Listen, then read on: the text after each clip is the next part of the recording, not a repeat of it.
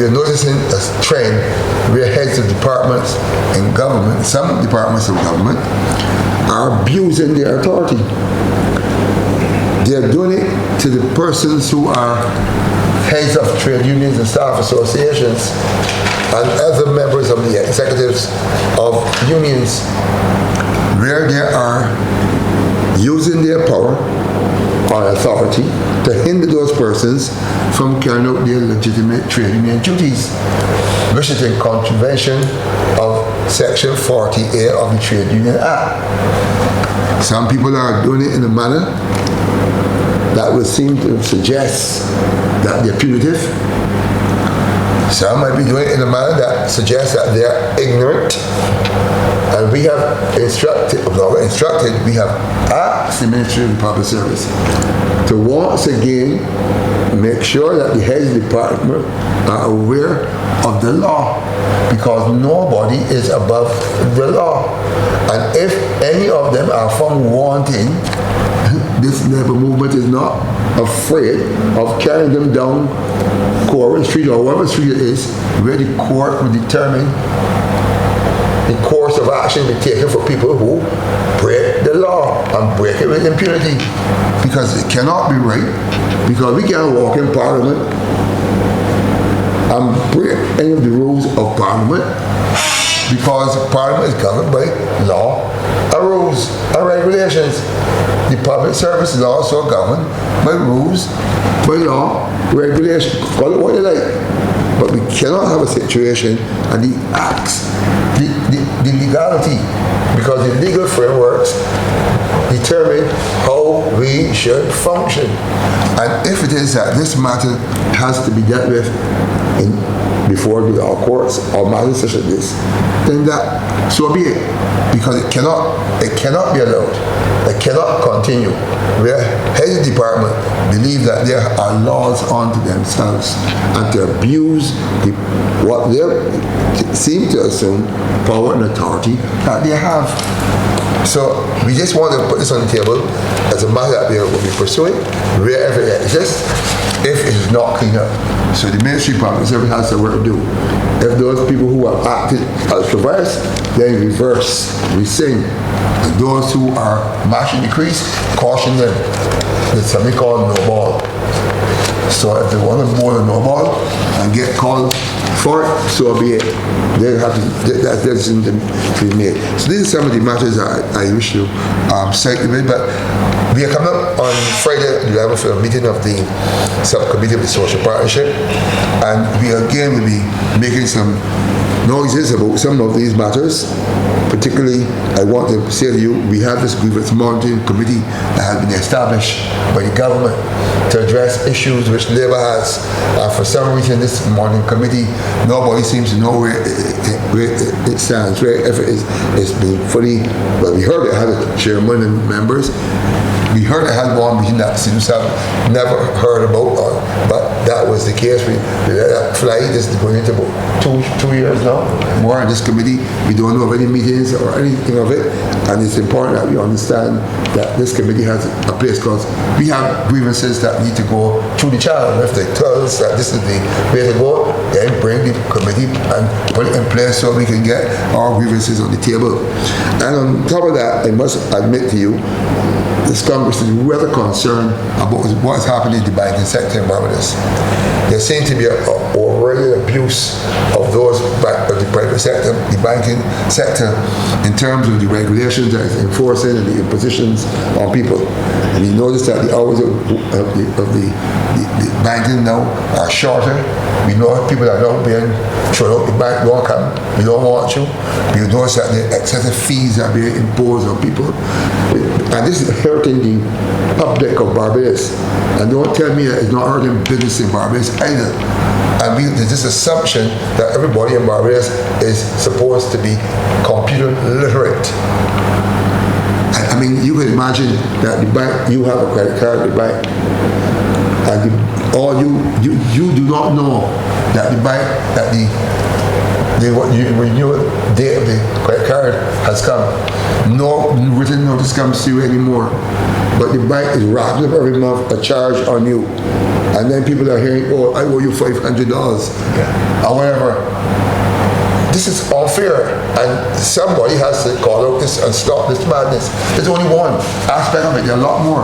And we are going to be asking the social partnership, the government of this year has to manage this country, and it cannot allow organizations to come and fleece Barbadians or fleece the public at will and with impunity, and nothing is being done about it. And Barbadians are in silent treatment. Okay? Accounts we can't open an account. You have to open an account, you got to go and bring the life story and then a whole set of money before you can open a simple account. And people can't keep the checks cash because they don't have an account at the bank and stuff like this. What are we doing to the workforce about this?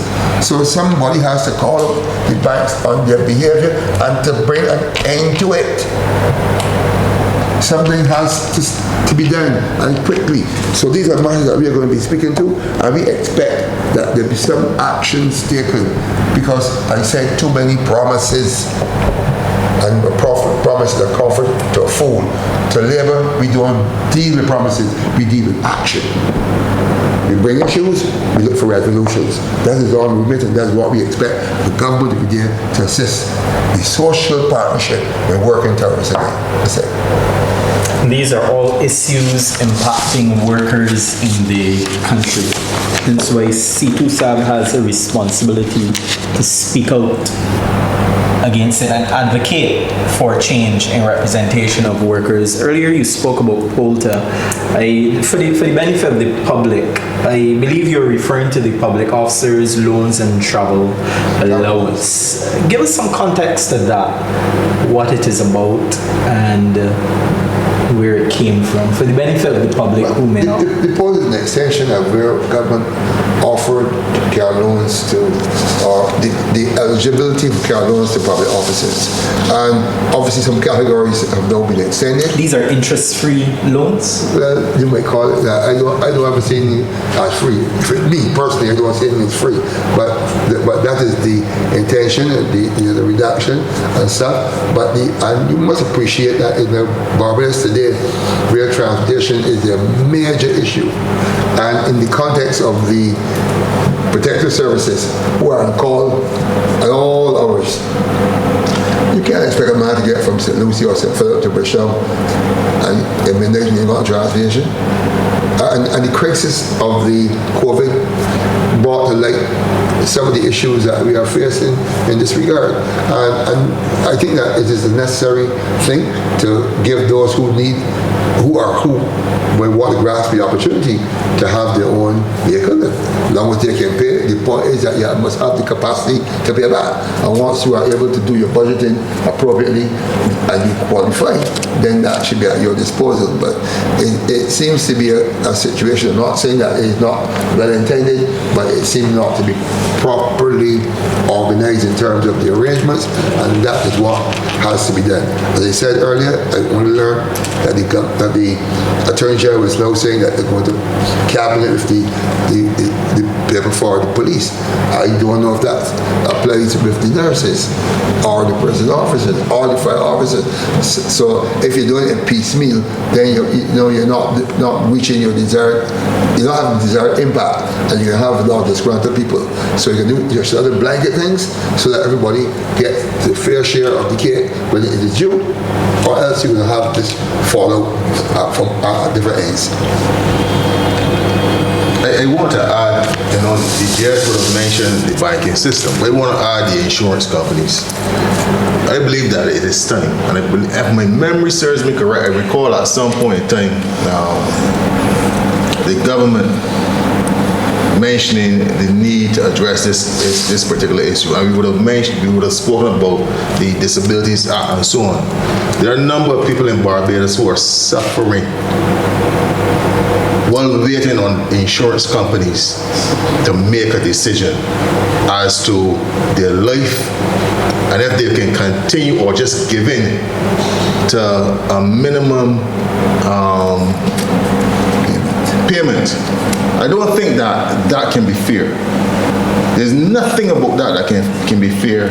Maybe you know that there are persons, and especially given the economical situation within Barbados, I don't think that any government should sit aside and allow its people to suffer or to depend solely and fully on a welfare system where we know that insurance companies are holding back on people's lives in terms of treatment, in terms of their ability to function normally within the workplace. And some of these disabilities that we speak of is as a result of this delay to address the issues that persons deal with. And I think that this is something that government equally within like what is happening within the banking system need to address. And maybe talk about the banking system even so. I just want to add one thing as it relates to that, you know, and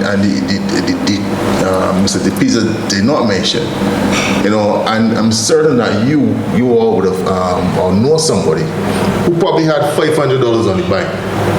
And when they go, it is zero. Deducted for services every month till it's zero. And then they close the account. So you have nothing. These things cannot be fair. And these are things that CTUSAB is saying needs to be addressed. Yes, those are comments from the Congress. I want to invite you. Are there any follow-up questions, queries, about anything? Shamar has a question. After you spoke about a number of issues that the Congress is looking to address, but I know over the years the topic concerning short-term contracts has been a major talking point, not just on your end, but also on government's end as well. I know there were many movements over the last year or so to address that particular issue. I think in the hospitality industry, I believe, if I stand corrected. But I know that is still a major issue in construction and other sectors as well. I can even mention media, I know, probably say that as well. From your perspective, I guess what you'll be hearing from your members, how big of an issue is this still on the table and what you're hoping to do to address it? And a lot of persons are now engaging on contracts that are one-year contracts, sometimes contracts based on projects, where you're given a project life ends and like that. In that case, I mean, the Congress cannot really raise a red flag against contracts that are based on projects, because if you're given a project life, if the project comes to end, then that's where that comes. Like the media and others who are now being contracted, given these contracts of employment. Now, the difficulty is that you have the risks all the time of not knowing whether your contract will be renewed. And that puts you in a sort of a limbo situation where you don't know whether you're going to be able to feed your family for the next year, 6 months, or whatever the case may be. But it goes beyond that. One, on the whole idea of the job insecurity, or the lack of job security that you have, is buttressed by job insecurity. Why I'm saying that, you know, that various reasons can be given for why your contract may be forced to be terminated before the time because of circumstance. One, I can't sit here and say what could happen within the sector, but something could happen. I mean, we had situations where some people claim that they're going bankrupt, for example. Some people claim because of other circumstances they are unable to continue the business. You might have a situation where you might have the business being closed because of an environmental issue, so they can't function. You might have it being burnt down, whatever the case. There are several things that can happen, but you have to understand that with a contract of such a nature, there's a certain level of vulnerability. This where you are at the mercies virtually of the employer. And it is important to understand that people who sign these contracts do so because in the first case, there's some benefit that seems to be added on that attracts you. But then you put yourself in a position where you become an individual and you move away from the center where there's no collective bargaining on your behalf. In other words, there's the group dynamic now is now destroyed. So if you allow yourselves to be pulled away from the center and you can't go and argue your case as a group, collective, and get the employer to meet with you, you are in trouble. Because where you may be able to enter into an individual contract, it may substantially vary from you and your colleagues because they're all independent contractors, and what we say is no open warfare, open competition. And obviously, those who are more attractive will tend to be able to outweigh the other persons. So all I can say to you, you are in sharp water. It is nothing that the movement supports in the way that it is done, and especially within the public service. When you break into the public service, you know what you're doing. You are opening yourself to a different ball game where kisses and favors and all of those things can fly, because you can give who you want, what you want, when you want. And the private sector is a little bit different, who will want to employ people based on really what we should do, the skills, competency, the expertise, where you're buying a service at the time, where you put on the bottom line quality delivery of service in the public service. It might not be talking about quality, it might give somebody a job because of political favor or whatever else that might come with it. So there are a number of different ways to look at this one, but it generally is not a stable way for people to have in terms of having gainful or maintaining and sustaining meaningful employment. Thank you. Any follow-up questions? Comments? There being no follow-up questions or comments, Mr. President, Mr. General Secretary, thank you for sharing. I want to thank our partners in the media. I see Nation News, Trey Graves, and forgive me, Jamil Springer, as well as Shamar Blunt and Ricardo Roberts. Thank you all for taking the time and covering our news conference today.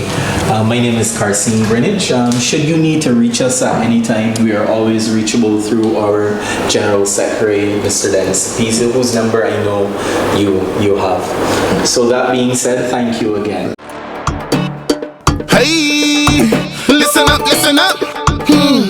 Listen up. National Trade Union Center, working for the good of all. National Trade Union Center, don't worry, you know we got control. We working with